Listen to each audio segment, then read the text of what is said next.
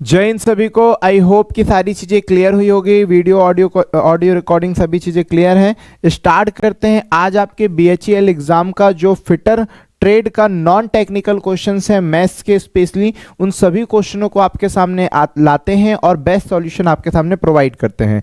सबसे फर्स्ट देखिएगा, आप सभी फिटर वाले जितने भी हैं वो इसी तरह से हम टर्नर मशीनिस्ट सभी के क्वेश्चनों को सॉल्व करवाएंगे। सबसे फर्स्ट 12/1/26 का ये क्वेश्चन पेपर है, ठीक है। आप सभी अभी रिसेंटली जो दिए हैं उसी का आपका रहेगा। 9 बजे वाली शिफ्ट 10 साढ़े 10 तक चला था। फिटर ट्रेड है, मेन ये कॉन्सेप्ट है। फिटर ट्रेड के नॉन टेक्निकल मैथ्स पोर्शन को स्टार्ट करते हुए फर्स्ट क्वेश्चन आपके सामने एज इट जैसा एग्जाम में आया था वैसा ही सेम टू सेम क्वेश्चंस रहेगा, मतलब सेम वही प्रीवियस ईयर वही तो पेपर ही है, ठीक है। तो क्वेश्चनों को स्टार्ट करते हैं। बायलैंग्वेज आपके सामने है क्वेश्चंस। चलिए तो रीड करिए और देखिए क्या क्या आंसर था। सभी लोग कमेंट कर सकते हैं जिसका जो आंसर होगा, ठीक है। बस अभी हम 1 बाय 1 आपको सॉल्यूशन प्रोवाइड करते जा रहे हैं बेस्ट तरीके से, उस पर ध्यान दीजिएगा। दो संख्याओं का अनुपात 2:3 है। यदि प्रत्येक संख्या में 18 जोड़ दिया जाए तो अनुपात इतना हो जाएगा। दोनों संख्याओं के बीच का अंतर ज्ञात कीजिए। कितना प्यारा सा क्वेश्चन है। 2:3, कुछ लगता है पेन कुछ ज्यादा स्ट्रॉन्ग दे दिया है क्या? आइए छोटा कर देते हैं। 2:3 है। यदि प्रत्येक संख्या में 18 जोड़ दिया जाए, इसमें भी आपने 18 ऐड किया और इसमें भी आपने 18 ऐड किया है, ठीक है। तो इसका अनुपात 4:5 हो जाता है। 4:5 हो गया। ये क्वेश्चन सेम टू सेम जैसे अभी हमने आपको ITI TO में एज के कॉन्सेप्ट से क्वेश्चंस बताए हैं, सेम उसी प्रकार से ये कॉन्सेप्ट होगा। क्योंकि देखिए संख्याएं वही थी और उसमें सेम दोनों में सेम नंबर जोड़ा गया है। तो यहां पर क्या बराबर होगा? कुछ ना IQ भी आपको लगाने होते हैं। कुछ चीजें IQ से भी करिए तो बहुत बेस्ट होगा, वरना हम चाहे तो इसे बेसिक से भी कर सकते हैं XX मान करके, लेकिन XYZ कम से कम माना करो। लॉजिक और कॉन्सेप्ट पर ज्यादा काम किया करो। तो यहां पर हम कहते हैं लॉजिक ये लगाते हैं कि पहले जो संख्या थी वो तो अपने आप में जो भी थी वो थी। अब जब उसमें जितना भी अंतर था वही अंतर अभी भी होगा। क्यों होगा? क्योंकि दोनों में आपने समान संख्या जोड़ा है। तो मैं ये कह सकता हूं कि यहां पर इनका अंतर 1 का था तो यहां पर भी इनका अंतर 1 का ही होगा।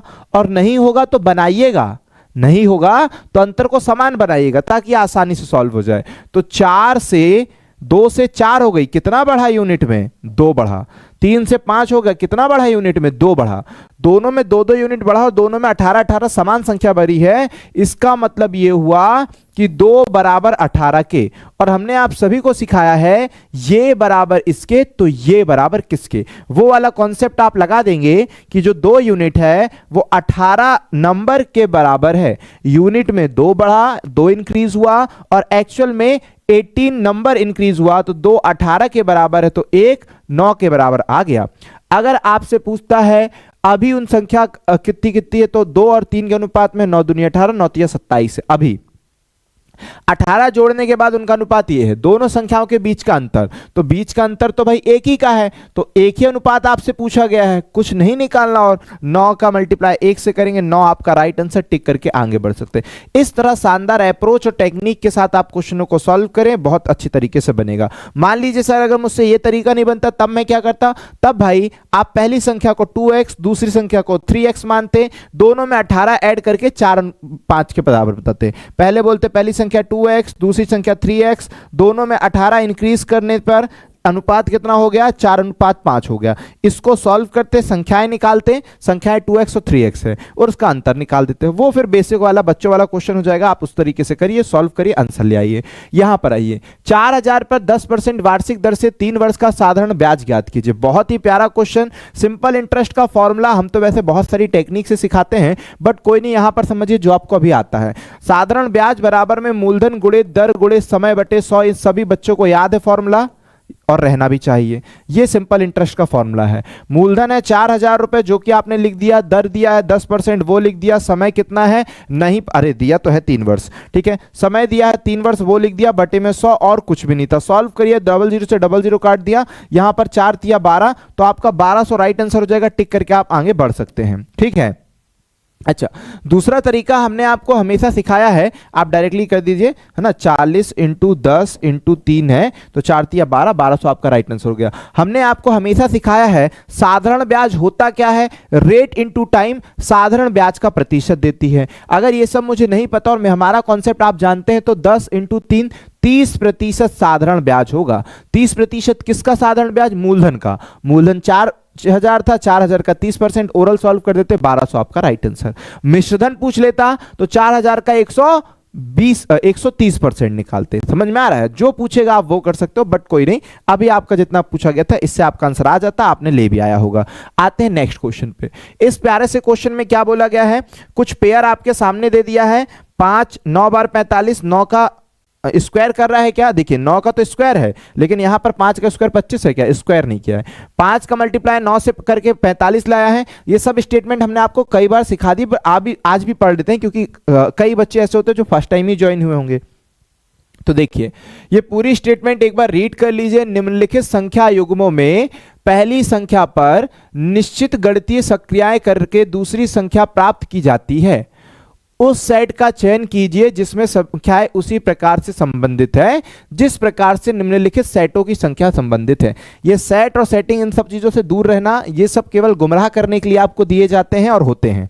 ठीक है, यहां पर चीजों को समझे। ये बोलना चाहता है कि हमने जो भी 45 को अगर 5 लिखा है तो इसी में कुछ मैथमेटिक्स करके, है ना, कुछ भी ऑपरेशंस करके इस 45 को हमने 5 बनाया है, ये बस बोलना चाहता है। और इसी 81 को हमने 9 बनाया है उसी मैथमेटिक्स रूल से, सेम रूल से। ठीक है, लेकिन एक कंडीशन है जिसमें इसने कहा है, नोट कर लीजिए, नोट करिए, संख्याओं को उनके अंत, ऑपरेशन शुड बी, संख्याओं को उनके अंकों में तोड़े बिना सक्रिय। मेन लाइन बस इतनी सी होती, तोड़े बिना, तो तोड़े बिना, ब्रेक नहीं करना है, ये विदाउट ब्रेकिंग। इतनी सी लाइन के लिए ना जाने इतनी बड़ी राम कथा लगता है। आप कॉम्पिटेटिव एग्जाम में हैं, रीजनिंग हो चाहे मैथ्स हो, कोई भी क्वेश्चंस को जैसे हमने सिखाया उस बेस्ड पर करेंगे तो ज्यादा बेस्ट होगा। तो यहां पर इन सब चीजों को रीड नहीं करना होता है, बस इतना समझिएगा कि ऐसे क्वेश्चनों में आपको डिजिट को नहीं तोड़ना है। पहले के बच्चे डिजिट तोड़ के लॉजिक लगा देते रहे और क्लेम करते रहे, फिर वो हो जाता रहा। इसलिए आजकल नोट के बारे में ये चीज दे दी जाती है कि आप डिजिट मत तोड़िए, 4 और 5 मत कर दीजिए, 4 + 5 9 में से 4 माइनस करके 5, ये वाला रूल मत लगाइए, ऐसे मत करिए, डिजिट को मत तोड़िए। जो करना है 45 के साथ करिए, 45 का मल्टीप्लाई करिए, डिवाइड करिए, जो करना है इसको करिए, है ना। इस डिजिट को मत तोड़ना, तो वो परमिशन करे कि डिजिट को तोड़ना नहीं है, ब्रेक नहीं करना है। बस इतनी सी बात के लिए वो इतनी बड़ी चीजें स्टेटमेंट लिखता है। ओके, आई होप समझ गए कि डिजिट को नहीं तोड़ना, विदाउट डिजिट तोड़े हुए कुछ बनाओ। तो भाई यहां तोड़ने की जरूरत भी नहीं है, यहां तो 5 में 9 का मल्टीप्लाई करने से 45 आ गया, और 9 में भी 9 का मल्टीप्लाई करने से 41 आ गया। तो 6 में 9 का मल्टीप्लाई करूंगा तो 6 नाम 54 नहीं है। ठीक है, 9 में 8 में 9 का करूंगा तो 72 नहीं है, 72। 9 में 3 का मल्टीप्लाई होगा तो 27, जो कि बिल्कुल सही है। चलिए बहुत बढ़िया, जो भी इधर इस साइड डिजिट थे उसमें 9 का मल्टीप्लाई करके सामने लाना था, बस वेरी गुड। तो आपका सी ऑप्शन बिल्कुल सही हो गया। नेक्स्ट क्वेश्चन पे चलते हैं, शानदार क्वेश्चन हैगा। क्या बोलता है, यदि प्लस को डिवाइड को परस्पर बदल दिया जाए। ठीक है, मतलब प्लस और डिवाइड को परस्पर बदल देना है। ठीक, तो जो जो नंबर है पहले वो लिख दो। ऐसे क्वेश्चनों में नंबर को लिखकर छोड़ देना चाहिए, 16 45 9 3 और 5 जैसा है वैसा, फिर उसके बाद जो जो बोलता है वो करना चाहिए। प्लस और डिवाइड को परस्पर बदलना है, जहां पर प्लस है, यहां प्लस था तो यहां डिवाइड कर दीजिए, और जहां डिवाइड है उसको प्लस कर दीजिए। क्यों? क्योंकि परस्पर का मतलब ये होता है इंटरचेंज, मेरी जगह तुम आ जाओ, तुम्हारी जगह मैं आ जाऊं। ठीक है, तो उसको बोलते हैं इंटरचेंज करना। एंड माइनस एंड मल्टीप्लाई को इंटरचेंज करना है, तो माइनस कहां पर लगा, ये, तो यहां पर मल्टीप्लाई कर दीजिए, और जहां मल्टीप्लाई लगा वहां पर माइनस कर दीजिए। अब तो आपने सब कर ही दिया है। जब आपने सब कर ही दिया है तो आपको मैथ्स को सॉल्व करने का रूल पता होगा, बॉड मास का रूल। बॉड मास का रूल ये बोलता है, bracket of divide multiply addition and subtraction.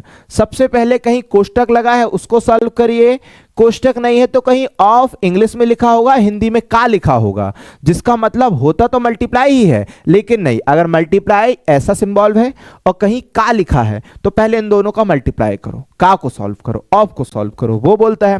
फिर डिवाइड को सॉल्व करो, मल्टीप्लाई के सिंबल को सॉल्व करो, एडिशन के सिंबल को सॉल्व करो, सब्ट्रैक्शन के सिंबल को सॉल्व करो, ये कहता है। ठीक है, ओके तो आपको सब याद रखना है।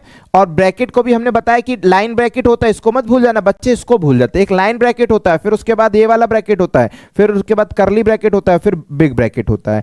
ऑफ का मतलब तो ऑफ लिखा रहता है, हिंदी में का लिखा रहता है। डिवाइड का सिंबल तो बच्चा बच्चा जानता है, मल्टीप्लाई अपन सब जानते हैं, एडिशन ये है, सब्ट्रैक्शन ये है, ठीक है। ये सारे सिंबल्स आपकी नजरों के सामने स्टेप बाय स्टेप इस तरह से सॉल्व किया जाता है ना। ओके तो सबसे पहले ब्रैकेट ऑफ कहीं नहीं है, डिवाइड हाँ ये है, तो डिवाइड है तो पहले डिवाइड सॉल्व होगा। 45 को 9 से डिवाइड कर दोगे तो कितना आ जाएगा, 5 बार आ जाएगा, ठीक है। फिर उसके बाद मल्टीप्लाई सॉल्व होगा, तो इसको मल्टीप्लाई कर दोगे तो 15 आ जाएगा, ये भी आपका सॉल्व हो गया। इसके बाद क्या बचा, और कुछ नहीं बचा, यहां पर 16 बचा, वेरी गुड, -5 बचा, वेरी गुड, +15 बचा, ठीक है।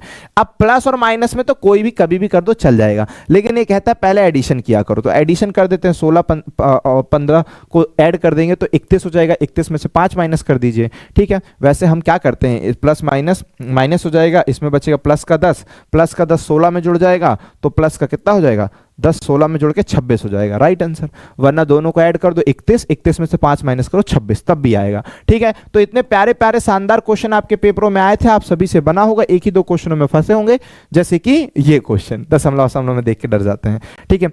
अगर इस क्वेश्चन पर आते हैं, किसी बेलनाकार जल संग्रहण टैंक की त्रिज्या इतनी है और ऊंचाई इतनी है, दोनों टैंकों के सिरों से बंद है, टैंक का संपूर्ण पृष्ठीय क्षेत्रफल ज्ञात कीजिए। इंग्लिश में एक बार देख लीजिए, टोटल सरफेस एरिया, अगर वो टोटल सरफेस एरिया बोल दे या फिर सरफेस एरिया बोल दे, बोथ आर सेम।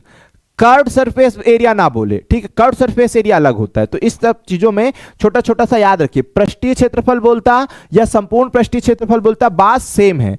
इंग्लिश में ध्यान दे दिया करो, टोटल सरफेस लिखा है कि नहीं लिखा है, ऐसे क्वेश्चनों पे इंग्लिश में ध्यान दिया करो, बच्चे ना कंफ्यूज हो जाते हैं। पृष्ठीय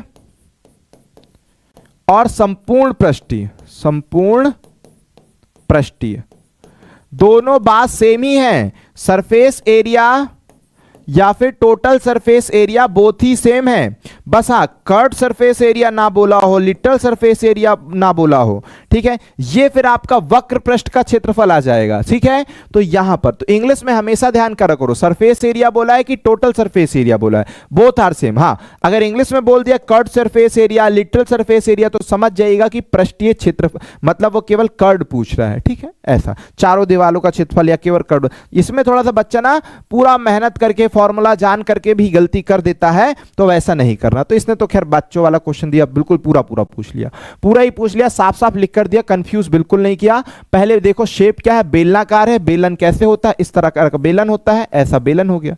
यह आपका बेलन या फिर सिलेंडर हो गया, उस सिलेंडर का आपको बोला है टोटल करना है, नीचे और ऊपर से बंद भी है, ये भी बता रहा है, ये भी बंद है, ये भी बंद है, मतलब नीचे और ऊपर दोनों का लेना है। तो सिलेंडर का जो आयतन होता है, या आयतन का तो क्या करना है, अपन को तो टोटल सरफेस एरिया चाहिए, तो सिलेंडर का टोटल सरफेस एरिया क्या होता है, 2πr r + h, ये फॉर्मूला होता है। बस यही फॉर्मूले का यूज करना है, यही फॉर्मूले का यूज करना है। और हमने आपको सिखाया था कि कहीं भी वॉल्यूम या फिर इस तरह की चीजें हो जाए तो जनरली हम ये देखते हैं कि 11 का मल्टीपल है कि नहीं। अगर इस ऑप्शनों में क्या होता, ये पॉइंट वाली चीजें ना होती, तो मैं फटाक से पहले ये देखता कि इसमें से कितने ऑप्शन जो है 11 के मल्टीपल में है, ठीक है।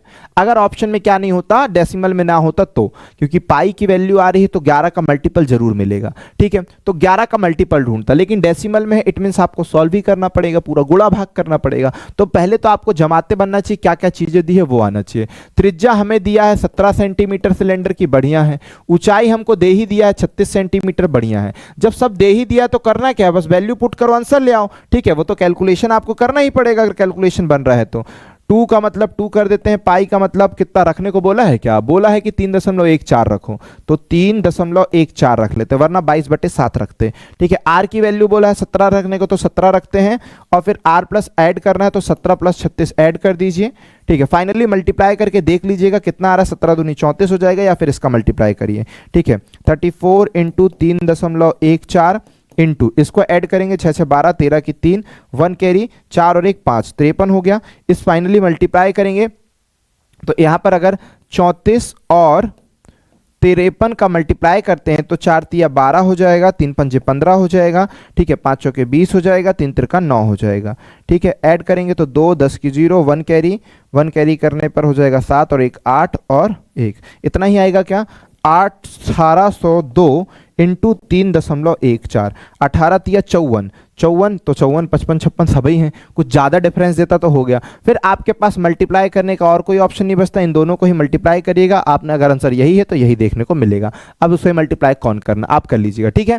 इस 1802 में 3.14 का पूरा मल्टीप्लाई करिए, या फिर 22/7 का मल्टीप्लाई करके फिर डिवाइड कर दीजिए, तो भी आपका आंसर वही देखने को मिलेगा, चिंता फिक्र की बात नहीं है, ठीक है। ओके, इसकी जगह पर अगर अपन ये करते तो, अगर अपन इसी की जगह पर 22/7 का मल्टीप्लाई करते तो 1802 इंटू, वैसे तो इसका भी कर लेंगे, इतना कोई वो नहीं है आपके लिए, है ना, लेकिन फिर भी हम कह रहे हैं इसी का करते हैं, या कर ले 3.14 का।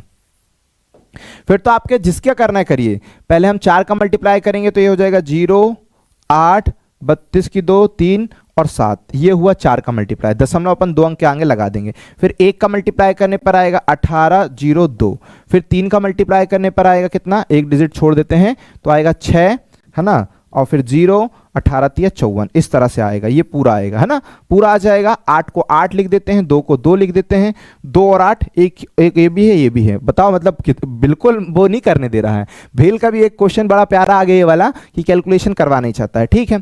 तो यहाँ पर 8 हो जाएगा, यहाँ पर देखिए 7 7 14 15 की 5 हो जाएगा, 1 कैरी, उसके बाद ये 5 और 1 6 हो जाएगा और ये 5 हो जाएगा, 56.58 और 2 संख्या के आगे दशमलव हम भी लगा देंगे और आगे बढ़ जाएंगे, 5658। ऑप्शन नंबर डी बिल्कुल सही है, जो कि सही था भी, है ना, केवल मल्टीप्लाई करने को इस क्वेश्चन में दिया था मेहनत और कुछ नहीं था। यहां पर आइए, प्यारा सा प्रश्न क्या बोलता है, मैथ्स और रीजनिंग दोनों ही इंक्लूड है इसमें, है ना। अच्छा, नेक्स्ट क्या बोलता है भाई, दिए गए कथनों के निष्कर्ष, कथन और निष्कर्ष मेन, ये ऊपर का क्या पढ़ना, कथन और निष्कर्ष का क्वेश्चन दे दिया है, कथन ये दे दिया, निष्कर्ष ये दे दिया है। सभी साबुन तौलिया है, हमने ये आपको सिखाया होगा, नहीं तो सिखाएंगे। सभी साबुन शॉप तौलिया है, तो जैसा आपको समझ में आ जाए वैसा कर दो। सभी के सभी साबुन तौलिया है, आपने ऐसे बनाया, बहुत बढ़िया। सभी साबुन कंडीशनर है, भाई सभी साबुन कंडीशनर, इसी को ऐसे मत कर देना, सभी साबुन का कंडीशनर बोला है तो हम ऐसे करेंगे भाई, सभी साबुन को कंडीशनर बोला है हमने ऐसे कर दिया, ठीक है। इसके बाद जो निष्कर्ष बोलता है वो क्या क्या बोलता है वो समझते हैं।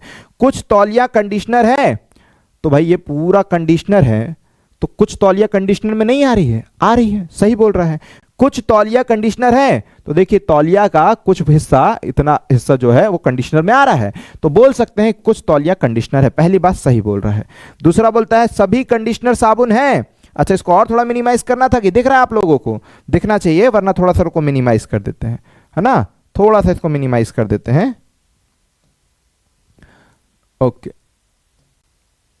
चलिए, ये आपका ऑप्शन दे दिया है, यहाँ पे भी ऑप्शन भी देख रहे हो क्या खेल कर रहा है, ऑप्शन भी ये यहाँ पे ले आते हैं, यहाँ ले आते हैं ऑप्शनों को, ठीक है। मतलब ऑप्शन आपके अलग है, पहले तो ये सेटिस्फाई करो, उसके बाद ऑप्शन ये है आपके सामने, इसको बताओ कि क्या सही है। तो भाई पहला वाला यहाँ पर पहला निष्कर्ष, तो अब आते हैं पेन पे, तो पहला निष्कर्ष तो सही बोल दिया है, अब दूसरे पर चलते हैं। दूसरा निष्कर्ष क्या बोलता है, सभी कंडीशनर साबुन है, तो सारे के सारे कंडीशनर साबुन है क्या, नहीं, सारे साबुन कंडीशनर हैं। कुछ तौलिया कंडीशनर है, कुछ कंडीशनर तौलिया है, ठीक है। और क्या क्या पूछ सकता है इस क्वेश्चन में, और फिर यहां पर पूछता है कि सभी कंडीशनर साबुन है, सभी कंडीशनर साबुन है, नहीं पता। सभी टॉवेल साबुन है, नहीं पता, समझ पा रहे हो, नहीं मालूम, तो आपका ये वाला गलत कथन बोल रहा है। संभव नहीं बोला, संभव बोलता तो हो सकता, लेकिन संभव वर्ड नहीं लगाया है, तो ये नहीं है। तो केवल और केवल एक निष्कर्ष अनुमानित है, तो पहला केवल निष्कर्ष एक अनुसरण करता है, ये सही है। तो आप जब ऑप्शन को फिल करेंगे, ऑप्शन नंबर 2 टिक कर देना। कई लोग देखते हैं पहला सही कर रहा, पहला टिक करके आगे बढ़ जाते हैं, नहीं बाबू, ये तो आपका निष्कर्ष था, ऑप्शन तो ये है ना, ये कि पहला दूसरा कर रहा है, पहला कर रहा है, 1 और 2 दोनों कर रहे हैं, तो आपके अकॉर्डिंग टू क्वेश्चन कौन सा निष्कर्ष फॉलो कर रहा है, आपका अकॉर्डिंग टू क्वेश्चन जो है, अकॉर्डिंग टू क्वेश्चन जो है वो केवल दूसरा निष्कर्ष फॉलो कर रहा है, जो कि ऑप्शन नंबर 2 में है। तो 2 में टिक करना, कई वालों से बन भी जाता है फिर भी गलत टिक कराते हैं, ठीक है, ऐसा नहीं करना है। 2 संख्याएं 3:5 के अनुपात में, यदि प्रत्येक संख्या में 10 की वृद्धि कर दी जाए तो अनुपात इतना हो जाए। वाह रे वाह, क्या प्यारा सा प्रश्न। हमने कहा ना, ऐसे क्वेश्चनों को तो आप एज के कॉन्सेप्ट से यूं चुटकियों में उड़ा सकते हो, बस आपका लॉजिक सही होना चाहिए। चूंकि आपको बोला है दो संख्या है 3:5 में है, और बोलता प्रत्येक में 10 जोड़ है, इसमें भी 10 जोड़ने पर और इसमें भी 10 जोड़ने पर, तो इसका मतलब यह हुआ कि जितना अंतर पहले था उतना ही अभी भी होना चाहिए, और नहीं है तो हम बना देंगे। पहले 2 का अंतर था, अभी भी 2 का अंतर है, जब सेम नंबर जोड़ रहे तब, ठीक है। तो अगर नहीं होता तो हम बनाते। अब भाई जब है ऑलरेडी 2 और 2 का अंतर, तब तो मेहनत करना ही नहीं है। 3 से वो 5 हो गई, कितना बढ़ी? यूनिट में सर 2 बढ़ी, लेकिन वास्तव में 10 के बराबर है, तो 2 10 के बराबर है। मुझसे जो पूछेगा वो मैं निकाल दूंगा, तो 5 आ गया, 1 यूनिट 5 के बराबर। मुझसे बोलेगा छोटी संख्या, तो 3 निकाल दूंगा, 3 पंजे 15, बड़ी संख्या 5 25। अभी 10 जोड़ने के बाद इनका क्या है, 5 से मल्टीप्लाई कर दूंगा 25, 7 से मल्टीप्लाई कर दूंगा 35। अभी की जो संख्या है 5 से 3 का मल्टीप्लाई करेंगे 15, पहली संख्या हो जाएगी, छोटी बोल सकते हैं, और दूसरी संख्या 25 है। तो उसने बोला छोटी संख्या ज्ञात कीजिए, छोटी संख्या 15 है, टिक करके आगे बढ़ जाएंगे। कुछ भी पूछे बनेगा। मान लो सर अगर ऐसा नहीं होता, समान नहीं होता, तो फिर क्या करते? अरे फिर आपका बेसिक कॉन्सेप्ट है वो करो ना, उसमें कौन आपको मना कर रहा है? बेसिक कॉन्सेप्ट लगा दो। कौन सा? पहली संख्या 3x, दूसरी संख्या 5x, उन दोनों में आपको 10 जोड़ने को कहा गया है, 10 10 जोड़ दिए हैं, और बराबर में संख्याओं का अनुपात 3:7 बन गया है। इसको क्रॉस मल्टीप्लाई करके सॉल्व कर दो, x की वैल्यू आ जाएगी, इसमें मान रख दोगे पहली संख्या, इसमें मान रख दोगे दूसरी संख्या, ठीक है। ये आपका बेसिक कॉन्सेप्ट जो आपके साथ रहना चाहिए। आते हैं नेक्स्ट क्वेश्चन पे, ठीक है। नेक्स्ट शानदार और प्यारा सा क्वेश्चन, एक सेट की कीमत इतने से बढ़ाकर इतनी हो गई, प्रतिशत वृद्धि ज्ञात कीजिए। बारे बेल, कितना आसान आसान क्वेश्चन पूछा है। 400 से संख्या 500 हो गई, कितने की वृद्धि हुई? 100 की वृद्धि हुई। और ये 100 की वृद्धि किस पे हुई? 400 पे हुई। परसेंट की तुलना कैसे की जाती है? जिससे बोला जाएगा नीचे रखना है, जिससे तुलना करनी है नीचे रखना है। 400 से वृद्धि हुई है, 400 से तुलना करना है, 400 नीचे रखना है। जो पूछेगा ऊपर रखना है। तो 100 वृद्धि हुई है, कितनी वृद्धि हुई है वो पूछा है, तो 400 में 100 की वृद्धि हुई है, ऊपर रखना है। अगर केवल फ्रैक्शन में बोलता तो मैं बोलता 1/4 की वृद्धि हुई है, लेकिन इस बात को प्रतिशत में बताने के लिए इंटू 100 करना है। कभी भी भिन्न को प्रतिशत में बताने के लिए इंटू 100 करते हैं। 4 के पहाड़े से 100 कट जाएगा, 25% आपका राइट आंसर हो जाएगा। टिक करिए, आगे बढ़िए। बहुत ही प्यारा प्रश्न, ठीक है। आइए 5550 मतलब 5550 के ऋण पर अर्धवार्षिक रूप से संयोजित होने वाले 10% वार्षिक दर से 1.5 वर्ष का चक्रवृद्धि ब्याज कितना होगा? What will the compound interest, CI का क्वेश्चन है, on a loan of principal आपको दे दिया है 5550, ठीक है। अन एनुअल रेट दे दिया है 10-20%, कंपाउंड हाफ ईयरली, और टाइम दे दिया है 1.5 ईयर, ठीक है। इतना, चूंकि जो रेट है वो हाफ ईयरली है, अर्धवार्षिक है, ठीक है। हाफ ईयरली, अर्धवार्षिक। जब भी दर अर्धवार्षिक रहे, इस क्वेश्चनों को कैसे सॉल्व किया जाता है अगर वार्षिक बनाना है तो? अगर इन क्वेश्चनों को वार्षिक लेकर सॉल्व करना है तो कैसे किया जाता है बताइए? तो आपने जाना है इन क्वेश्चनों को अगर वार्षिक बना के सॉल्व किया जाता है तो सर जी रेट को आधा और समय को 2 गुना कर दिया जाता है। हम रेट को हाफ कर देंगे 10% और समय को 2 गुना, 1.5 वर्ष का 2 गुना हो जाएगा 3 वर्ष। वाह, ये तो बढ़िया हो गया। 1.5 वर्ष का 2 गुना हो जाएगा 3 वर्ष। कभी भी अर्धवार्षिक बोले तो दर को आधी और समय को 2 गुना कर दिया जाता है। तिमाही बोले तो दर को 4 से भाग और टाइम के साथ 4 का मल्टीप्लाई कर दिया जाता है, ठीक है। ये सब चीजें आपने रिकॉल करी होगी, रिमेंबर की होगी। क्यों, कैसे, क्या टॉपिक में हम आपको बताते हैं और बताते रहेंगे, ठीक है। तो अब समय 2 गुना हो गया 3 वर्ष। इसका मतलब यह हुआ कि जो आंसर इसका अर्धवार्षिक लेके ये सॉल्व होगा, वार्षिक लेके वैसे सॉल्व हो जाएगा। तो 5550 का 10% की दर से 3 साल का चक्रवृद्धि ब्याज कितने प्रतिशत होता है? क्या बात आपको याद है? अगर डायरेक्टली रेट याद है आप वैसे कर सकते हैं। इस क्वेश्चन को सॉल्व करने के 2 से 3 तरीके हैं जो शानदार तरीके हैं, उसमें कहीं कोई दिक्कत परेशानी नहीं जानी चाहिए। इस क्वेश्चन को सॉल्व करने के बहुत सारे तरीके रहते हैं, ठीक है, केवल एक ही तरीका नहीं है। ओके, तो आपके सामने इस क्वेश्चन को सॉल्व करने के लिए प्रिंसिपल आपको दिया है कितना?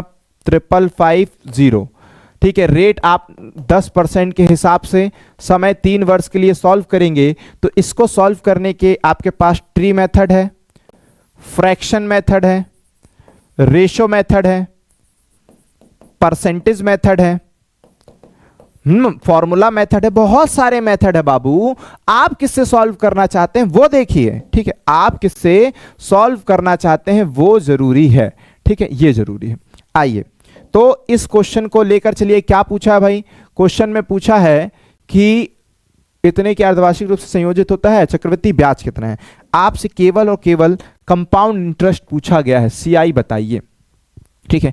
तो मुझे क्या होगा बेस्ट तरीका सर सीआई सॉल्व करने का, पहला तो याद रखो फ्रैक्शन मेथड आसान पड़ेगा, ट्री मेथड भी आसान है लेकिन ये लॉन्ग पड़ेगा इसीलिए छोड़ देते हैं, रेशो मेथड भी आसान, इसको भी फॉलो कर सकते हो, परसेंटेज इसको भी फॉलो कर सकते हो। आप किसको सॉल्व करोगे सर, इस क्वेश्चन को सॉल्व करने के लिए परसेंटेज लगाएंगे, ज्यादा आसान पड़ेगा, ठीक है, बट अभी हम रेशो से भी करवा देते हैं।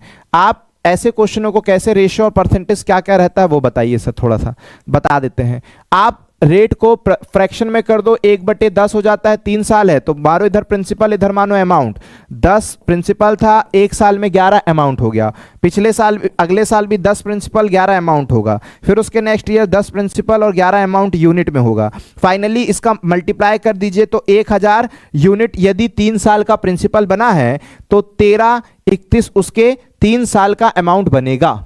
क्या बोले, यदि 1000 यूनिट प्रिंसिपल है 3 साल के लिए तो 10% की दर से 3 साल बाद इतना आपको अमाउंट मिलेगा। इसके बीच का 331 आपका ब्याज कहलाता है, कौन सा ब्याज, चक्रवृद्धि ब्याज, ये प्रिंसिपल ये अमाउंट। कोई एक चीज आपको बराबर दी हुई होगी, कोई दूसरी चीज आपसे पूछा जाएगा, तो यहां पर आपको दिया है प्रिंसिपल तो 100 यूनिट बराबर है प्रिंसिपल 5550 के, 1000 जो प्रिंसिपल यूनिट है वो बराबर है 5550 के। आपसे पूछा है कंपाउंड इंटरेस्ट कितना है, तो कंपाउंड इंटरेस्ट 331 है, इसको लेकर सॉल्व कर दीजिए, आपका आंसर आपकी नजरों के सामने होगा। पहला तरीका 10 से 10 काटिए, फिर 5 के पहाड़े से 20 बार में, 5 के पहाड़े से 1 1 1 3 बार में, अब इसको 2 के पहाड़े से काट दीजिए, 2 के पहाड़े से काटे 10 बार में, इसको 2 के पहाड़े से किसी को भी काट दीजिए 2 के पहाड़े से, 2 एकम 2, 2 छिंग 12, 2 पंजे 10 और 2 पंजे 10, ठीक है। उसके बाद इसका मल्टीप्लाई कर दीजिए, जो भी आपका आंसर आएगा फिर 1 दशमलव और खिसका दीजिए, आपका आंसर हो जाएगा, ठीक है। ये हो गया, ये हो गया आपका पहला तरीका। अब आते हैं दूसरे तरीके पे, ठीक है। इसका आंसर देख लीजिए कितना आ रहा है, इतना ही आएगा कि कुछ और आएगा, इसमें ये बोल्ड लग रहा तो हो सकता है यही आंसर होगा। अब आते हैं दूसरा तरीका जो हम करते हैं और जो आपको करना है, ठीक है। ये तो अच्छा है, कोई दिक्कत नहीं इसमें, ठीक है। फाइनली आप क्या करिए 165.5 इंटू 111 का मल्टीप्लाई करिए, डिवाइड बाय 10 करिए, 10 इसीलिए लिखें कि जो भी आंसर आएगा 1 दशमलव और आगे खिसका देना, जो भी आंसर आएगा, ठीक है। वैसे कितना आएगा वो तो आप ऐड ही कर लेंगे भाई, 1655 यही ना करोगे, 5 10 की 0 1 कैरी, फिर कितना हो जाएगा 6 12, 5 17 की 7 1 कैरी, उसके बाद कितना हो जाएगा 6 12 13 की 3 1 कैरी, ये भी 6 है, 7 और 1 8 और 1 183705, ये आपका राइट आंसर चौथा जो कि है बिल्कुल सही है, आंसर आ गया, उसमें कोई दिक्कत नहीं, क्योंकि किसी बट्टे में 10 आएगा, पहले एक संख्या के आगे दशमलव लगा रहेगा और फिर बट्टे में 10 था तो एक संख्या के आगे और दशमलव खिसक जाएगा, तो ये राइट आंसर हो जाएगा। लेकिन ड्यूरिंग एग्जाम आप कैसे सॉल्व करते, अरे बाबू बस आपने देखा कि रेट कितना था 10%, समय कितना है 3 वर्ष, तो इसका चक्रवृद्धि ब्याज का परसेंट कितना होगा, क्या सीखे हो आपने सीखे हो कभी भी चक्रवृद्धि ब्याज निकालना है, रेट याद रखे हो, फॉर्मूला रखना है, इसका 3 गुना कितना हो जाएगा 30%, मतलब फाइनली 33.1% इसका चक्रवृद्धि ब्याज होगा। जितना भी मूलधन है उसका 33.1% चक्रवृद्धि ब्याज होगा, दैट सॉल्व, इसके बाद और कुछ नहीं कर रहा है। सर ये कैसे आया, कुछ रेट होती है जिसको याद रखना पड़ता है, फॉर्मूला टेक्निक सिखाएंगे उससे, ठीक है, बाकी ये आपको फ्रैक्शन मेथड सिखा दिया गया। तो फाइनली आप 5550 का इतने प्रतिशत निकाल दीजिए, 33.1% निकाल दीजिए, 10 से 10 सॉल्व, मल्टीप्लाई कर दीजिए, 5 की टेबल से कट जाए, काट दीजिए और सॉल्व कर दीजिए, आपका आंसर आपकी नजरों के सामने हो जाएगा, ठीक है। तो बिल्कुल चिंता फिक्र नहीं करना, आंसर वही आएगा। सर वो कैसे निकाले, तो देखो भाई 3 साल का अलग रूल होता है, 4 साल का अलग रूल होता है, थोड़ा सा सिखाई देते हैं। अब आए हैं तो कभी भी 2 साल का रूल करना हो या फिर 3 साल का रूल करना हो, डायरेक्टली आपको रेट दिया होगा, रेट दे देगा, ठीक है। चक्रवृद्धि ब्याज का प्रतिशत 2 साल के लिए और 3 साल के लिए आप डायरेक्टली बता देंगे, जैसे हम यहां पर दे देते हैं एग्जाम एग्जाम्पल आपको देते हैं कितना 1%। तो 1% का 2 साल का चक्रवृद्धि ब्याज कितना होगा बताइए। तो यहां पर क्या करते हैं चक्रवृद्धि ब्याज के लिए, पहले दर का 2 गुना करते हैं, फिर दर का स्क्वायर कर देते हैं। ठीक है, तो जैसे 1 का करेंगे 2 गुना 2 और 1 का स्क्वायर हो जाएगा 0.1। 2 प्लेस में लिखना है, कितने प्लेस में, 2 प्लेस में। ठीक है, ओके, तो 0.1। तो 1% की दर से 2 साल का कोई भी मूलधन हो उसका जो चक्रवृद्धि ब्याज आएगा वो 2.01 आएगा। वही हमने कहा 3% का करो, 3 का 2 गुना 6, 3 का स्क्वायर 0.9। 5% का करो सर जी जरा, 5 का 2 गुना 10, 5 का स्क्वायर 25। इतने प्रतिशत डायरेक्टली ये चक्रवृद्धि ब्याज निकाल दो अगर निकालना है तो 2 साल का। ठीक है, चक्रवृद्धि ब्याज। ओके, हम बोल रहे हैं सर 10% का करो जरा 2 साल का। तो 10 का 2 गुना 20 और 10 का स्क्वायर 100। कैसे लिखोगे 100, 2 ही स्थान है तो 100 ऐसे लिखोगे, ऐसे तो हो जाएगा 21%। 21%। ठीक है, मान लो 15 दे देगा तो 15 का 2 साल के लिए 15 का 2 गुना 30, 15 का स्क्वायर कितना हो जाएगा 225। तो ये हो जाएगा सर 32.25%। ये हो गया। ये होता है 2 साल का चक्रवृद्धि ब्याज डायरेक्ट निकालना, परसेंटेज। इसके लिए ये सब टेक्निक याद होनी चाहिए। आ रही बात समझ में। चलो सर 3 साल का निकालना रहता है, जैसे अभी आपने 3 साल का निकाले, तो 3 साल का कॉन्सेप्ट ये कहता है, समझो 1% दिए हो, पहले इसका 3 गुना करो 3, फिर 3 जो भी आता है इस नंबर का 1 में गुणा कर दो, 3 एकम 3। तो वो कैसे लिखेंगे, ऐसे लिखेंगे। ठीक है, 3 एकम 3, तो 3 का 1 3 से कर दिए तो 3, 2 प्लेस में ही लिखना है, तो 2 प्लेस में ऐसे हो गया। फिर इसके बाद 1 का क्यूब करना है, क्यूब क्या करना है, क्यूब। तो क्यूब करोगे तो कितना आएगा 1 का क्यूब, 1 का क्यूब आएगा 1, तो फिर इसको 0.1 लिखोगे, डायरेक्टली इतने प्रतिशत निकाल दोगे, चक्रवृद्धि ब्याज आ गया। 1% की दर से कोई भी मूलधन हो दुनिया का 3 साल के लिए जब लगाओगे तो आपको टोटल इतने प्रतिशत ब्याज मिलेगा, 3.0301%। सर 2% का निकालिए। 2 का सर 2 का 2 गुना 3 गुना 6, 2 का 6 का 2 से गुणा कर देंगे 12, 2 का क्यूब कर देंगे 0.8%, इतने प्रतिशत। 5 का निकालिए सर जी जरा। 5 का 3 गुना 15, 15 का 5 से गुणा कर देंगे तो 75, फिर 5 का क्यूब कर देंगे तो 125, और इसको 2 प्लेस में लिखना है तो 1 यहां चला जाएगा कैरी, तो 15.7625% डायरेक्ट। वैसे ही 10% का निकालिए जरा। 10 का 3 गुना 30, 10 का 30 से गुणा करेंगे 300, 2 प्लेस में कैसे लिखे, तो ऐसे लिखना पड़ेगा, ऐसे 300। फिर 10 का क्यूब करना है, 10 का क्यूब 2 प्लेस में कैसे लिखें, 10 का क्यूब होता है 1000, 1000 आपका 1 यहां और 3 0 ऐसे होगा। ठीक है, तो फाइनली आप देख रहे हैं 33.1% आपका आ गया। तो यही रेट हमको याद हो जाती है, कैसे, इन सब चीजों से निकालने के। चलो, तो सीआई की क्लास आज समाप्त हो गई इसमें। ठीक है, अब आते हैं नेक्स्ट क्वेश्चन पे, चलें। ओके, बहुत प्यारा शानदार क्वेश्चन, पूरा क्लास दे दिया आपको तो लेक्चर ही देने लगे। राम 168 किलोमीटर की दूरी 3 घंटे में तय करता है और 42 किलोमीटर की चाल से वापस लौटता है। पूरी यात्रा, अरे बाबू हमने तुमको बताया कभी भी एवरेज स्पीड दिया हो 2 चाल का, एक्स और वाई 2 चाल दी हो, उसकी एवरेज स्पीड निकालना हो तो आपने डायरेक्टली फॉर्मूला याद रखा है 2xy अपॉन में x प्लस वाई होता, और हमने कहा 2 चाल के लिए फॉर्मूला याद कर लो, कोई बात नहीं है। बाकी हम विदाउट फॉर्मूला निकालना भी आपको सॉल्व करना सिखाए हैं। 2xy अपॉन में x प्लस वाई यदि 2 चालें आपको दी हो तो, ठीक है ना। तो 2 चालें कितनी दी है, पहली चाल दिया है क्या 168 किलोमीटर की दूरी इतने घंटे में तय करता है, तो कहता है तो भाई निकाल सकते हो पहली चाल। 168 किलोमीटर की दूरी 3 घंटे में तय किया, 3 पंजे 15, 3 छिंग 18 किलोमीटर प्रति घंटे पहली चाल। 42 की चाल से वापस लौटता है, मतलब x पहली चाल इतनी और दूसरी चाल है 42 किलोमीटर प्रति घंटे लौटता है। पूरी यात्रा के लिए उसकी औसत चाल निकालिए। तो औसत चाल का फॉर्मूला आप जानते हैं, 2x का मान है 56, y का मान है 42, 2 चालें आपको दी थी, जाने की और आने की, औसत चाल पूछा था, निकाल दिए फॉर्मूला लगा के। दोनों को ऐड करेंगे तो सर 8 और आगे ऐड करेंगे तो 9। ठीक है, कुछ काटा पीटी होगी क्या, देखिए किसके पार से कट जाएगा सर, 2 से काट दीजिए, 2 से 4 बार में, 2 से 9 बार में, 7 से काटिए, 7 से 7 बार में, 7 से 8 बार में, और फिर 7 से काट दीजिए 6 बार में, 6 8 48 किलोमीटर प्रति घंटे। टिक करिए, आगे बढ़िए। क्या प्यारा सा प्रश्न दिया था। ठीक है, विदाउट उसके भी कर सकते, सिखाए होंगे। वह सबसे बड़ी संख्या ज्ञात कीजिए जिसे इतने और इतने से विभाजित करने पर क्रमशः इतना और इतना शेषफल प्राप्त होता है। हमने कहा ये किसका क्वेश्चन है, ये तो एलसीएम एचसीएफ का क्वेश्चन है, ये तो एलसीएम और एचसीएफ का क्वेश्चन है। वह बड़ी से बड़ी संख्या ज्ञात करने को बोल रहा है। इट मींस उसने एचसीएफ निकालने को बोला है। लेकिन एचसीएफ किसका? डायरेक्टली 952 और 305 का निकालना है क्या? नहीं, इसका नहीं निकालना है। ऐसी संख्या का निकालो जिससे इसको भाग देने पर 7 बचेगा और इस संख्या को भाग देने पर 9 बचेगा। तो भाई फिर कैसे निकाले? इससे भाग देने पर 7 बच रहा है, तो 7 बच रहा है तो 7 घटा दो ना, नहीं बचाओ कुछ भी। आप नहीं बचाओगे तो 12 में से 7 गया 5 और इधर 4 और इधर 9, इतना।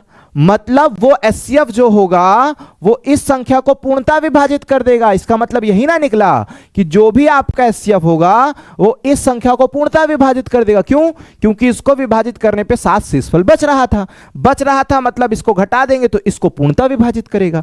और इस संख्या को भाग देने पर 9 शेषफल बच रहा था, तो बच रहा है तो घटा दीजिए, 15 में से 9 चला जाएगा 6 और इधर बचेगा 9, इधर बचेगा 2 और इधर 1। मतलब वो नंबर इस संख्या को पूर्णतः विभाजित कर देगा। बात समझ में आ रही है? एक बड़ी से बड़ी संख्या मतलब कि एचसीएफ इसको भाग दे रहा था तो 7 बच रहा था, मतलब वो इसको पूर्णतः विभाजित कर देगा। इसको भाग देने पर 9 बच रहा था, मतलब वो इस संख्या को पूर्णतः विभाजित कर देगा, क्योंकि इसमें 9 जोड़ देंगे तो ये मिल जाएगा। आई बात समझ में?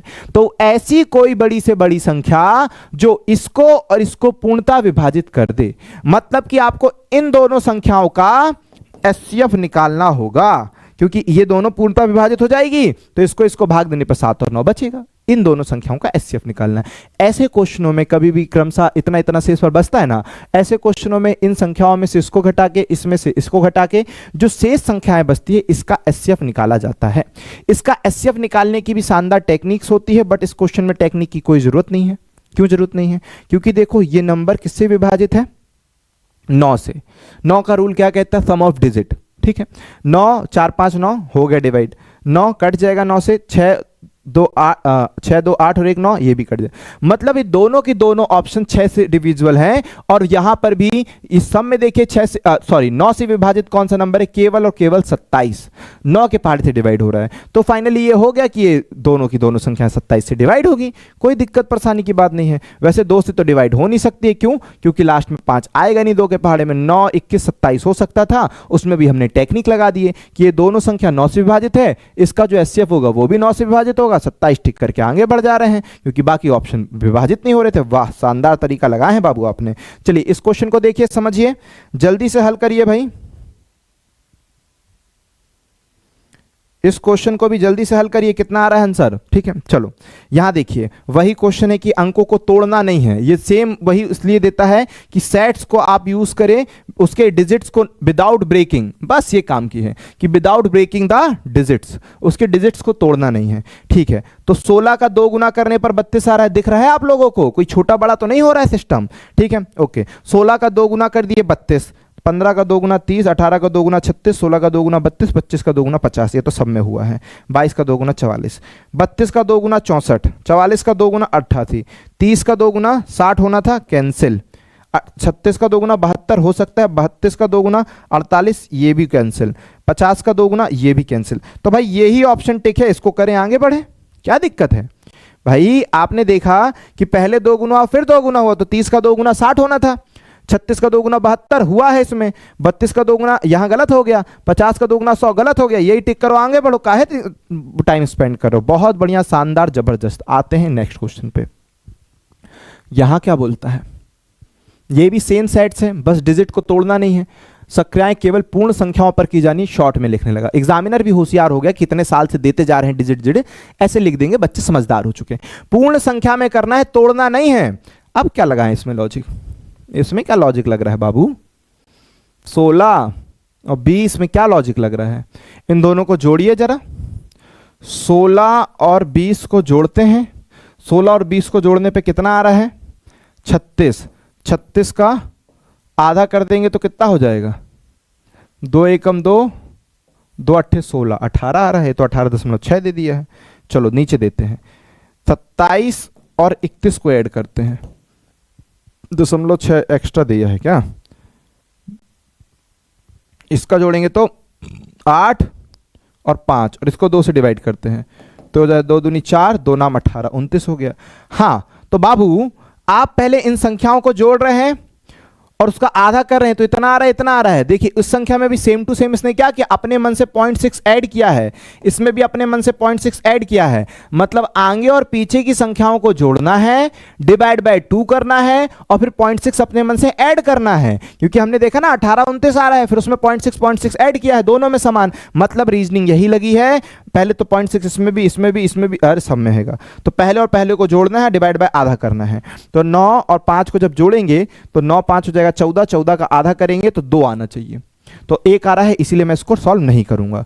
4 और 9 को जब मैं जोड़ूंगा तो 4 और 9 को जोड़ने पे कितना हो जाएगा, 4 और 9 को जब अपन जोड़ेंगे तो 4 और 9 13, 13 का आधा करेंगे तो दशमलव में तो वो पहले हो जाएगा, ये भी ऑप्शन नहीं होगा। ठीक है, ओके। 12 और 17 को जोड़ेंगे 19, 19 को काटेंगे तो 5 नहीं आएगा, छोड़ो।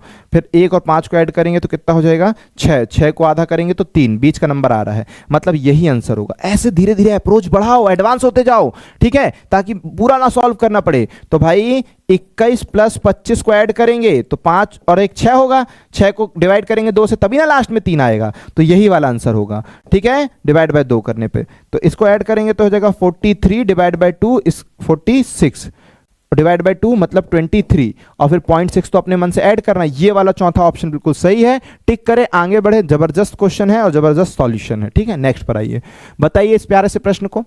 18x और इतना को सरल कीजिए। ऐसे क्वेश्चन में आप सबसे पहले जानते हैं कि ब्रैकेट सॉल्व होते हैं, तो ब्रैकेट ये पूरा है लेकिन उसके अंदर भी ये ब्रैकेट है, तो ब्रैकेट के अंदर वाला ब्रैकेट मतलब सबसे छोटा ब्रैकेट को पहले सॉल्व किया जाता है। 1 का स्क्वायर करने पर 1 ही आएगा, 12 से मल्टीप्लाई करने पर इसका आंसर 12 ही आएगा, तो इसको 12 ही लिखते हैं। फिर डिवाइड, ब्रैकेट ऑफ तो कहीं नहीं लिखा, डिवाइड है, डिवाइड में ये 3 है, 3 है तो पहले डिवाइड सॉल्व होगा तो आ जाएगा 4। फिर ऑफ, ब्रैकेट ऑफ, आप सभी जानिए बॉडमास का रूल, बॉडमास। ब्रैकेट जितने लगे थे सॉल्व कर दिए, उसके बाद ऑफ तो कहीं लिखा भी नहीं है, डिवाइड का सिंबल था तो डिवाइड का सिंबल सॉल्व किए, 4 आया। फिर उसके बाद मल्टीप्लाई का सिंबल ये है, 18 का मल्टीप्लाई करना है 4 से, 18 चौको 72 हो गया। ठीक है, उसके बाद अभी ये प्लस और माइनस बचा है, फिर मल्टीप्लाई अब कहीं नहीं बचा भाई, सब सॉल्व हो चुका है ना, इसके अंदर का कर दिए और बाहर का भी कर दिए मल्टीप्लाई। एडिशन बचा है क्या, हाँ, तो प्लस 20 और माइनस का 84 ये बचा है, तो एडिशन करने पर इसका हो जाएगा कितना, 92 और माइनस 84। ठीक है, 4 और 6 8, 8 ऑप्शन टिक करिए, आगे बढ़िए। बहुत बढ़िया, जबरदस्त, शानदार क्वेश्चन, शानदार सॉल्यूशन। 7 व्यक्ति ABCD, अच्छा रीजनिंग और मैथ्स दोनों था, हमने आपको पहले स्टार्टिंग में मैथ्स बोल दिए, बाकी कोई बात नहीं। इतने 7 व्यक्ति ABCDEFG एक सीधी पंक्ति में उत्तर की ओर अभिमुख होकर बैठे हैं। ठीक है, बैठे हैं तो बैठा दूं, ओके। ये एक लाइन है, सब के सब उत्तर क्या होता है, हमेशा देखिए साइड ऐसे लिखी जाती है जब भी आप सॉल्व करते हैं, नॉर्थ यहां, साउथ यहां, आपका सीधा हाथ ईस्ट होता है और उल्टा हाथ वेस्ट होता है। ठीक है, ये डायरेक्शन लिखने के तरीके हैं, सीधा हाथ पूरब, जब भी आप लिखते हैं कहीं पर भी तो आपका सीधा हाथ पूरब होगा और उल्टा हाथ पश्चिम होगा, और जो आपका हेड होगा वो नॉर्थ और नीचे साउथ साइड होगा। ठीक है, आइए, तो यहां पर सब नॉर्थ मतलब इस ओर दिखाना है अपन को। ठीक है, कितने लोग बैठे हैं, 7 लोग बैठे, ठीक है, लेकिन अभी जमाना कैसे उसको अरेंज करने के लिए अपन इंतजार कर रहे हैं। जी दाई और केवल 2 व्यक्ति बैठे हैं, अभी जमाने लायक है कि नहीं है, कुछ कॉर्नर ऑर्नर का फिक्स पता चल जाए तो मजा आ जाए। बाकी बोल दिया जी के दाईं ओर केवल 2 व्यक्ति बैठे हैं, हाँ हाँ हाँ, ये काम का दे दिया है।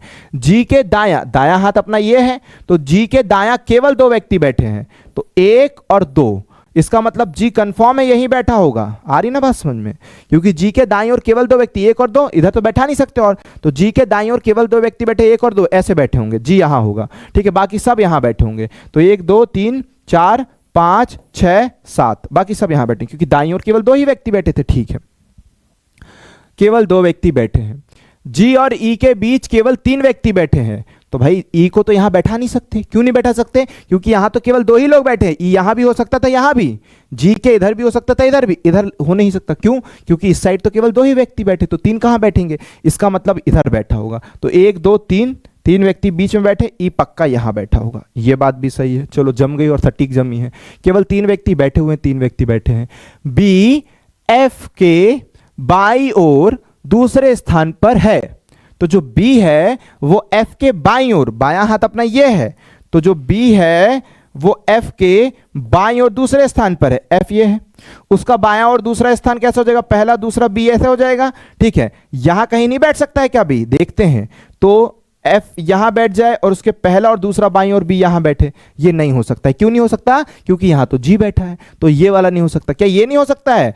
एफ यहां बैठ जाए और बी यहां, बी नहीं यहां नहीं, 1 और 2 बी यहां बैठे, ऐसा भी तो हो सकता है। आपका ये वाली कंडीशन नहीं हो सकती है, बट ये वाली कंडीशन तो हो सकती है ना कि बी एफ के बाईं और दूसरे स्थान पर बैठा है, एफ यहां बैठा, उसका पहला और दूसरी बाईं और बी बैठा है। इसीलिए अब आगे की कंडीशन भी जरूरी है पढ़ने की, ठीक है। ये भी संभव, ये भी संभव है कि दाईं और दूसरे स्थान पर बैठा है। ए डी का निकटतम पड़ोसी है, जो ए है वो डी का निकटतम पड़ोसी है। अब बात समझो, बात समझना है यहां पे। अगर मैं इन दोनों को यहां बैठा दूं तो ए और डी यहां बैठ सकते हैं, बोलोगे हाँ बैठ सकते हैं, ठीक है।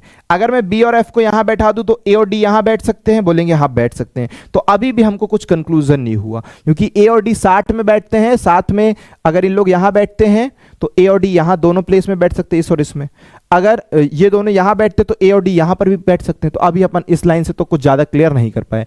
डी सबसे दाईं ओर बैठा है, ये मिल गई ना काम की बात, ये मिल गई काम की बात कि डी सबसे दाईं ओर बैठा है। जो डी है वो सबसे दाईं ओर बैठा है। जब डी सबसे दाईं ओर बैठा है और ए उसका निकटतम पड़ोसी है तो ए यहीं बैठा होगा। जब ए यहां बैठा होगा तो एफ यहां बैठ नहीं सकता है, तो फिर एफ यहीं बैठा होगा और बी यहां बैठा होगा। आई बात समझ में? ऐसे बहुत शानदार तरीकों से कॉन्सेप्ट लेकर चीजें चलना है। अब जब सब बैठ ही गए हैं तो कौन बचा? ए बी सी, सी बच गया, तो सी को हमने बैठा दिया। अब मुझसे क्वेश्चन पूछता है जी के बाईं ओर दूसरे स्थान पर कौन बैठा है? जी ये है, जी का दायां इस साइड, बायां इस साइड, तो जी के बाईं ओर मतलब इस ओर, तो इस ओर कौन बैठा है दूसरे स्थान पर? सी बैठा है। जनरली इस क्वेश्चनों में ऐसा देता है ना, जिसका नहीं देता है डाटा वही उसका आंसर हो जाता है, ठीक है। तो सी बैठा है, सी है ऑप्शन में, ऑप्शन नंबर 1 है, टिक करें, आगे बढ़े। बहुत बढ़िया, शानदार, जबरदस्त तरीके से आपने इसको सॉल्व किया। नेक्स्ट क्वेश्चन पे चलिए।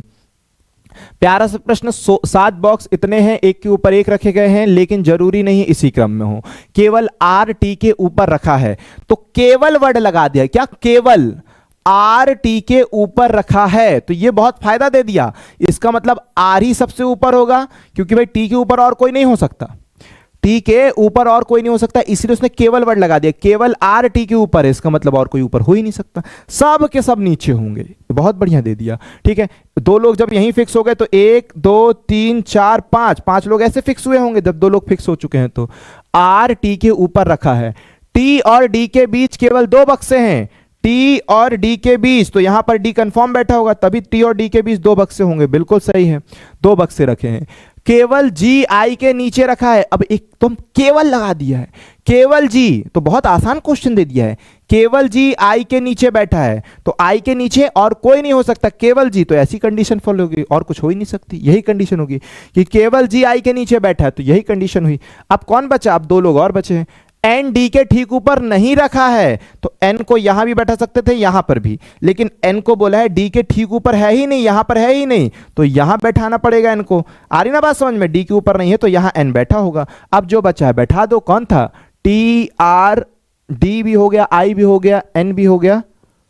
1 2 3 4 5 6 7 लोग थे ना। टी आर ए बचा है, तो ए अपना यहां बैठ गया, जो ए बचा है वो यहां बैठ गया। अब मुझसे पूछता है ए और जी के बीच कितने बक्से हैं? तो ए और जी के बीच केवल 2 व्यक्ति हैं, 2 व्यक्ति को टिक करें, आगे बढ़े। बहुत बढ़िया, 2 बक्से रखे हैं, ठीक है। चलो नेक्स्ट क्वेश्चन आइए, क्या पूछता है? कुछ हैंडल मग हैं, कुछ हैंडल मग हैं, इस तरह से आपने जमाया।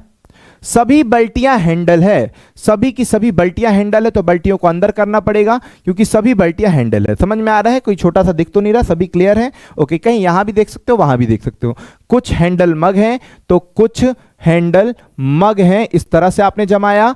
फिर बोलता है सभी बल्टियां हैंडल है, तो सभी बल्टियां अंदर आया होगा और वो हैंडल में है, बिल्कुल है, जमा दिया आपने। फिर अब जो क्वेश्चन बोलता है वो पूछते हैं। क्वेश्चन पूछता है, स्टेटमेंट हो गया, कंक्लूजन ये, इसको हिंदी में नहीं लिखा क्या? कंक्लूजन को, निष्कर्ष को हिंदी में नहीं लिखा?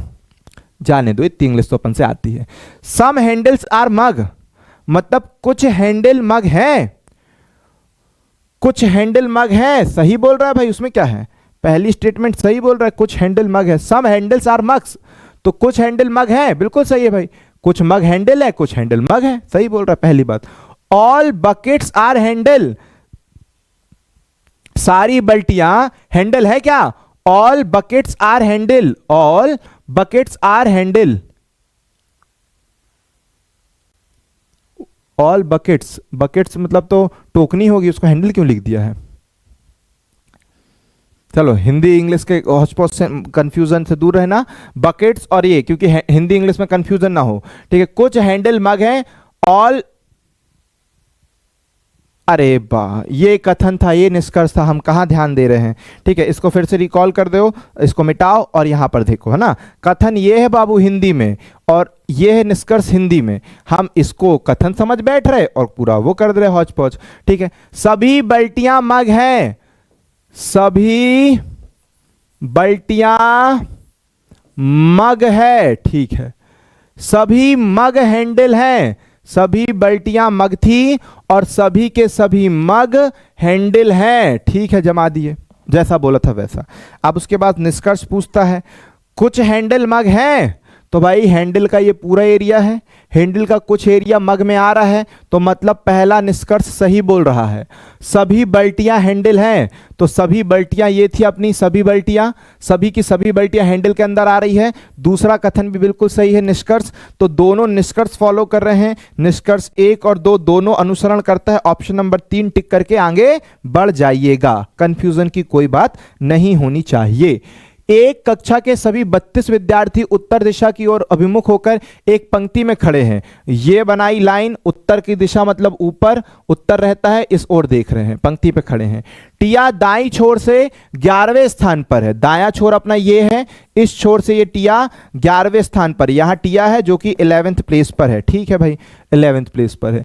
जबकि सौर्या बाएं छोर से, बायां छोर अपना ये है, ठीक है, बाएं छोर से कितने पर है? 18वें स्थान पर है, ठीक है। 18th स्थान पे कौन? ये श्रोया, श्रोया, ठीक है, 18वें स्थान पर है। टिया और श्रोया के बीच कितने लोग हैं? पहले तो ये बताइए टोटल कितने लोग हैं? 32 लोग हैं टोटल, इस लाइन में 32 लोग हैं, यहां से लेकर यहां तक टोटल 32 लोग हैं, 32 लोग हैं टोटल। यहां से और यहां जोड़िए तो कितना हो गया?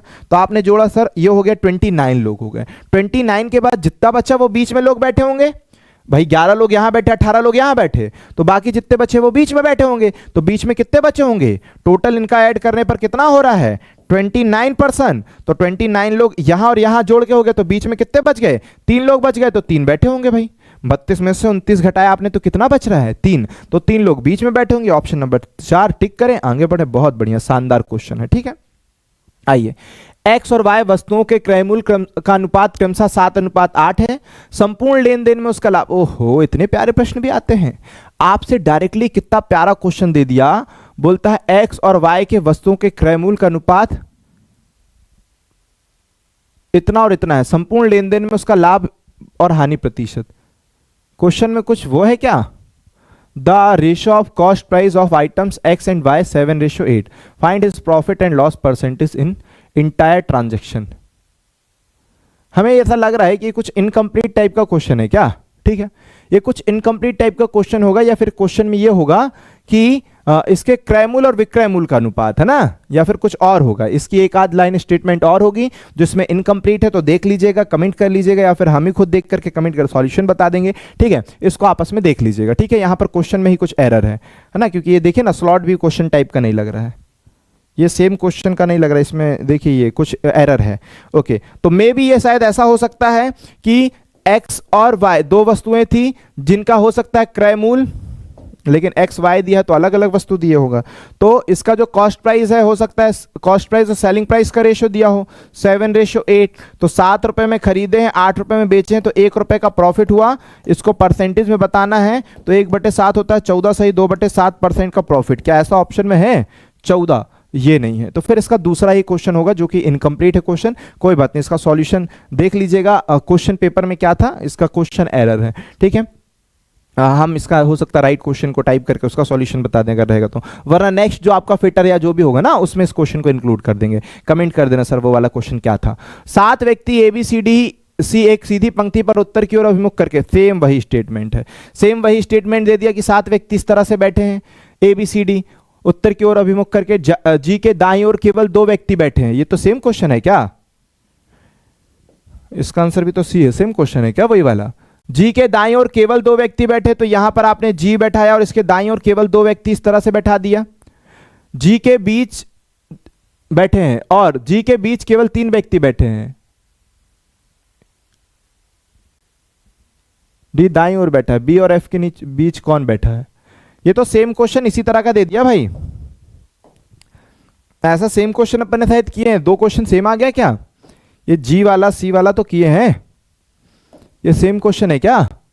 जी एक सीधी उत्तर की ओर अभिमुख, जी के दाईं ओर केवल 2 व्यक्ति बैठे, जी और ई के बीच 3 व्यक्ति बैठे, बी एफ की दाईं ओर दूसरे बैठा, ए डी का निकटतम पड़ोसी है। सेम क्वेश्चन है भाई, सेम क्वेश्चन रिपीट हो गया होगा, ठीक है, या तो सही पेपर में आया होगा या यहां पर हो गया है। चलो आज के लिए इतना ही रखते हैं, आपके फिटर के सारे क्वेश्चन सॉल्व हो गए। ये सेम टू सेम क्वेश्चन वही है जो आपके स्लाइड में यहां पर हुआ था, है ना, वैसे ही क्वेश्चन हैगा, तो चिंता फिक्र की कोई बात नहीं है, यहां पर कर लेना है। और फिटर वालों का मैक्सिमम क्वेश्चन समाप्त हो चुके हैं, और भी कोई एक आध क्वेश्चन का डाउट बचा होगा या फिर इस स्लॉट में नहीं आ पाया होगा, तो हम नेक्स्ट आपके फिटर टर्नर जो भी मशीनिस्ट की क्लासेस रहेगी उसमें इंक्लूड कर देंगे, ठीक है। आई होप कि आपको सारा सॉल्यूशन समझ में आ गया होगा। इसी तरह से टेक्निकल वाले नॉन टेक क्वेश्चनों को, पोर्शन को अच्छी तरह से स्ट्रांग बनाने के लिए सारे लेक्चर को जरूर देखें जो भी हम मैथ्स और रीजनिंग के कवर कराते हैं, ताकि आपके आगामी पेपरों में इसका बहुत सारा बेनिफिट मिले। चलिए जय हिंद दोस्तों, मिलते हैं नेक्स्ट वीडियो पे।